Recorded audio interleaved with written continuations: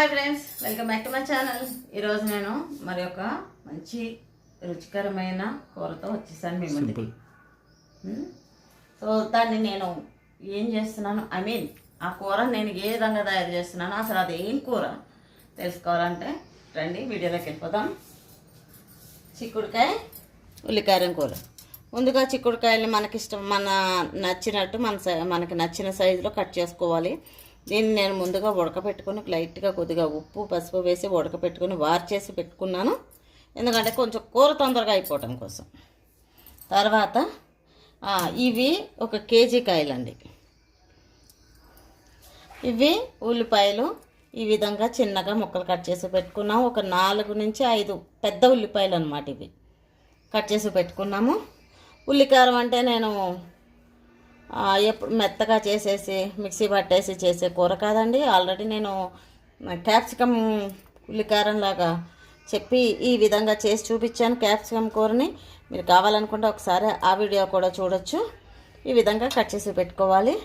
తర్వాత వెల్లుల్లిపాయలు చితకొట్టుకుని ఒక 4 వెల్లుల్లిపాయలు చితకొట్టుకుని ఈ విధంగా క్రష్ చేసుకుని పెట్టుకోవాలి.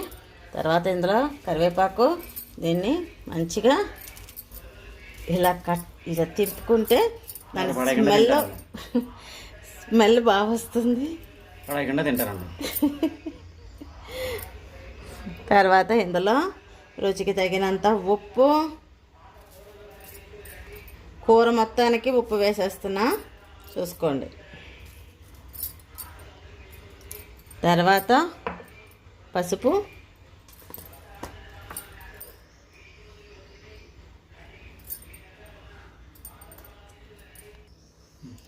ఉప్పు రుచికి తగినంత. తర్వాత కారం నేను 1 స్పూన్ వరకు వేసేస్తున్నానండి. ఎందుకంటే ఇవి కొంచెం చప్పగా ఉంటాయి కదా, గోరుచిక్కుళ్ళు కొంచెం చప్పగా ఉంటాయి కాబట్టి మనం కారాన్ని కొంచెం ఎక్కువ వేసుకుంటున్నాం. ఉప్పు కూడా సమానంగా వేసేసుకుంటున్నాం. తర్వాత ఇందులోనే కొద్దిగా ఇంగువ, తర్వాత ఇది ఒక పెద్ద టీ స్పూన్ అంత జీలకర్రని ఈ విధంగా నలుపుకుంటూ వేసుకోవాలండి. అలా వేసుకుంటే మంచి ఫ్లేవర్ బయటకు వస్తుంది.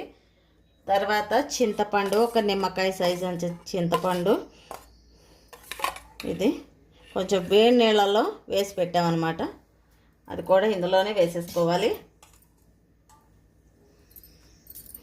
నీళ్ళు కూడా వాడతాం మనం. ఇప్పుడు దీన్ని గట్టిగా ఇలా పిసకాలన్నమాట. ఇది కొంచెం బలానికి సంబంధించింది కాబట్టి మనం బలస్తుల్ని పిలుచుకుందాం. అదే. సో మనకు కారం కావాలనుకుంటే ఇంకా వేసుకోవచ్చండి. అయ్యో ఎంత కారమైనా తక్కువ వేసాను అని అనుకోక్కర్లేదు. మనకి నచ్చినంత కారాన్ని వేసుకోవచ్చు. ఇప్పుడు సరిపోకపోతే మళ్ళీ వేస్తాను నేను, ఓకేనా? సో మా వారిని పిలిచాను, ఆయన బలస్తుడు కాబట్టి చక్కగా అలా పిసకాలండి.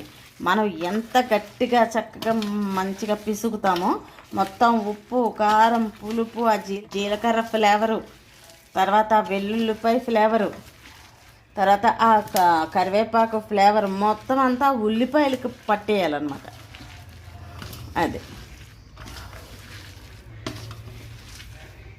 చూసారా, ఇంతలాగా మనం పిసకాలి. ఇప్పుడు దాన్ని కొంచెం రుచి చూడమన్నాం. బాగా కొంచెం చూడండి, టేస్ట్ చూడండి.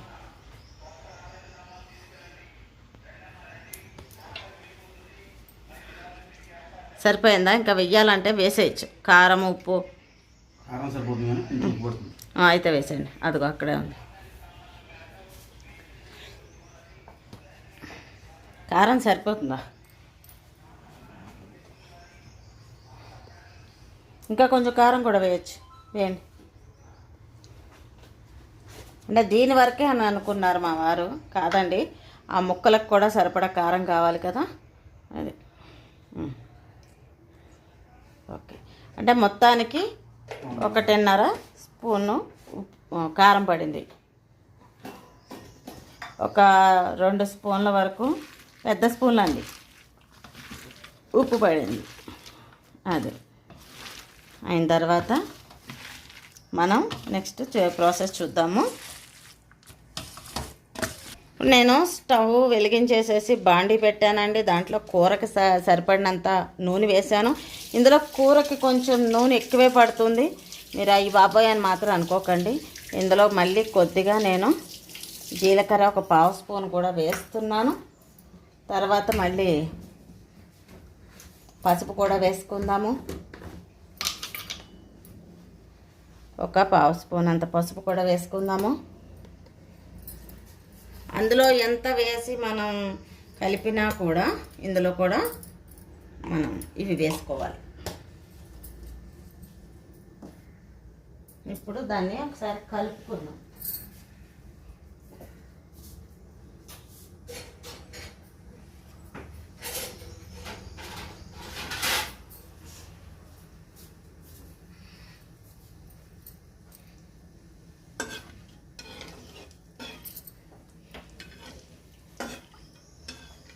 ఇప్పుడు ఇవి ఆల్రెడీ ముక్కల్ని మనం ఆల్రెడీ ఉడికించి పెట్టేసుకున్నాం కాబట్టి ఫస్ట్ ఇవి వేయట్లేదండి, ఉల్లిపాయలు వేస్తాను. ఓకేనా, ఉల్లిపాయలు మగ్గాలి.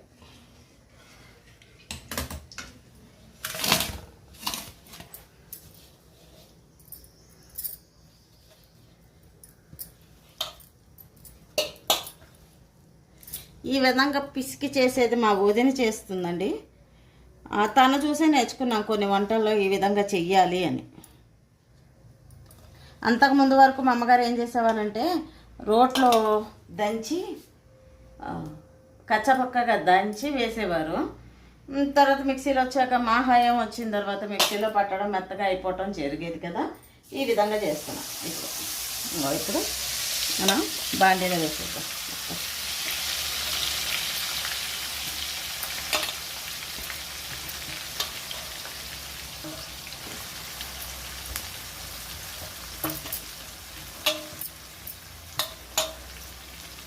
మనం చాలామంది కొంతమంది స్టైల్కి పోతారు కానండి, ఇందులోని ఒక్క నిమిషం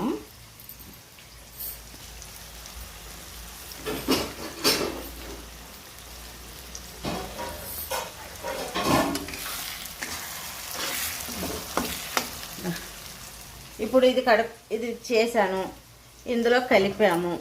ఇప్పుడు ఈ నీళ్ళు ఏం చేయాలి, మనం వేస్ట్గా పారేయద్దండి. మొత్తం అంతా ఇందులో రుచి ఉంటుంది బాగా చక్కటి. మళ్ళీ తర్వాత మనం ఇందులో కూరలోనే కొంచెం నీళ్ళు వేసుకుంటాం. ఇవి వేస్ట్ చేయకుండా ఇది మనం వాడుకోవాలి. మళ్ళీ పిచ్చి కామెంట్లు పెట్టకండి, మీకు నచ్చితే చేసుకోండి, లేకపోతే మీ ఇష్టం. మంచి రుచి కావాలనుకుంటే ఈ విధంగా చేసుకోండి. మా అమ్మగారు చెప్పేవారు, అమ్మ ఇది దీంట్లో రుచి ఉంటుంది, మనం పారేయకూడదు, ఈ నీళ్ళు వాడుకోవాలి కూరలకి అని. సో కాసేపు మనం మగ్గనిద్దాం. ఓకేనా, మూత పెట్టేసేసి మనం మగ్గనిద్దాము. మగ్గేంత వరకు అప్పుడప్పుడు కలుపుకుంటూ మనం మగ్గనివ్వాలి. చూద్దాం. ఓకే, బ్రహ్మాండంగా మగ్గుతాయి. ఇప్పుడు ఈ ముక్కలు వేసేద్దాం.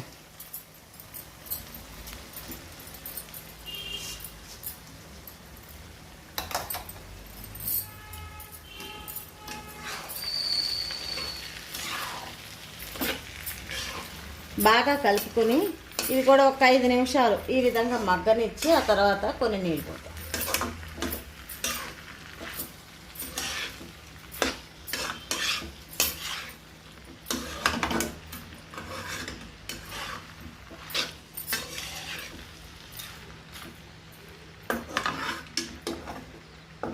దీన్ని మూత పెట్టేసేసుకుని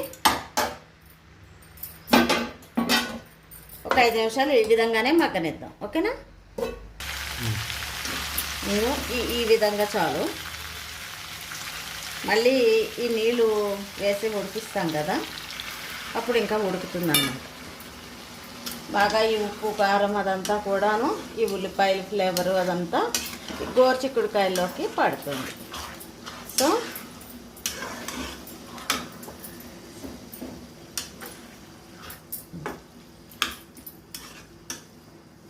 ఇప్పుడు ఫ్లేవర్ మటుకు భలే వస్తుంది. స్మెల్ బాగుంది.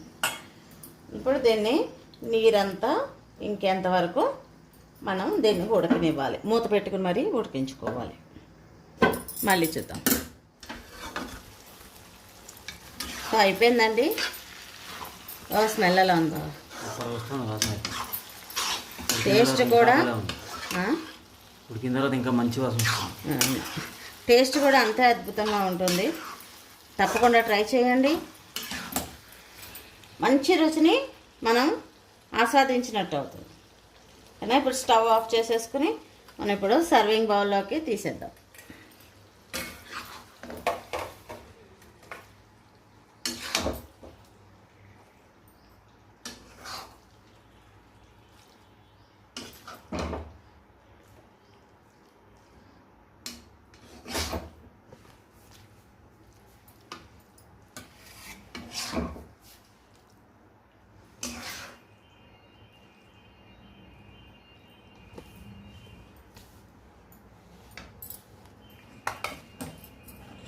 సో ఇదండి కర్రీ.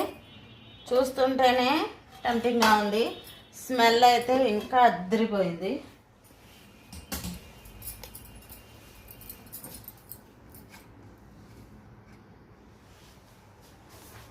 తప్పకుండా ట్రై చేయండి. మీ ఇంట్లో వాళ్ళందరూ కూడా మిమ్మల్ని మెచ్చుకుంటారు. ఈ విధంగా చేసి పెడితే కనుక కొంచెం కూడా మిగల్చకుండా తినేస్తారండి. దానికి నేను భరోసా. సో మా వీడియో కనుక మీకు నచ్చితే లైక్ చేయండి, షేర్ చేయండి. మరెన్నో వీడియోలు చూడటానికి మా ఛానల్ సబ్స్క్రైబ్ చేయండి. పక్కనే ఉన్న గంట సింబల్ని క్లిక్ చేసి మీరు యాక్టివేట్ చేసుకుంటే ఫర్దర్గా నేను చేసే వీడియోలన్నీ మీ మొబైల్కి నోటిఫికేషన్ ద్వారా వస్తాయి. ప్లీజ్ సపోర్ట్ చేయండి. సపోర్ట్ చేస్తారని ఆశిస్తున్నానండి. Thank you so much.